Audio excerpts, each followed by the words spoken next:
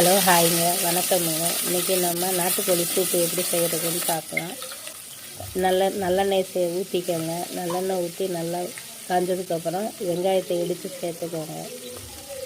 நல்லா சேர்த்து வதக்கிட்டு நல்லா ப்ரௌன் ஆகிற வரைக்கும் வதக்கிட்டு கொஞ்சம் சோம்பு இடித்து சேர்த்துக்கோங்க. அது வாசனையாக இருக்கும். இடித்து சேர்த்துக்கோங்க. இப்போ பச்சை மிளகா சேர்த்துக்கலாம். காரத்துக்கு தகுந்த மாதிரி சேர்த்துக்கோங்க. அப்போ தான் அவங்களுக்கு நல்லாயிருக்கும். நல்லா இஞ்சி பூண்டு பேஸ்ட்டு சேர்த்துக்கோங்க. சேர்த்து நல்லா வதக்கிக்கோங்க. நல்லா வதங்கணும். நல்லா வதங்கி வாசனை வர்ற வரைக்கும் வதக்குங்க. என் சேனலை சப்ஸ்கிரைப் பண்ணி வச்சுக்கோங்க. அப்போ தான் நான் போடுற வீடியோலாம் உங்களை வந்து சேரும். கமெண்ட் பண்ணுங்கள்.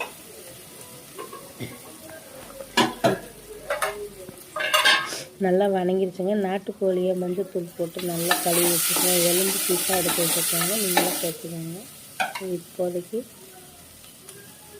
நல்லா வதங்கிருச்சு. தக்காளியை சேர்த்துக்கோங்க. தக்காளியை சேர்த்து நல்லா வதக்கிக்கோங்க.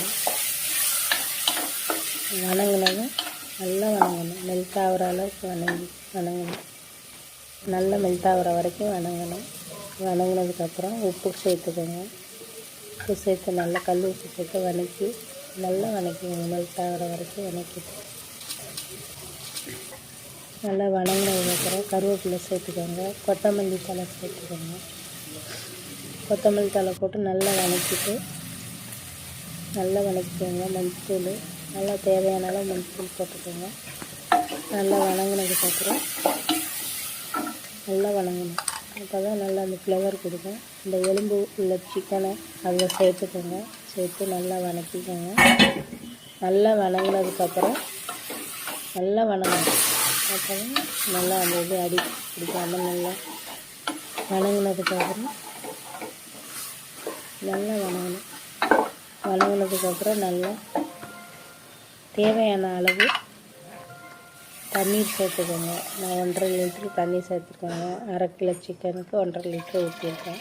நல்லா ஊற்றி வேக விடுங்க. குக்கரில் வேக விடுங்க. மூடி போட்டு தேவையான அளவு உப்பு சேர்த்து நல்லா வேக விடுங்க. நல்லா வேகணும்.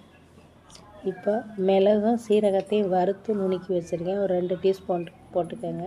நல்லா காரத்துக்கு தகுந்த மாதிரி நீங்கள் சேர்த்துக்கலாம். நல்லா வேக விடுங்க. உப்பு போட்டு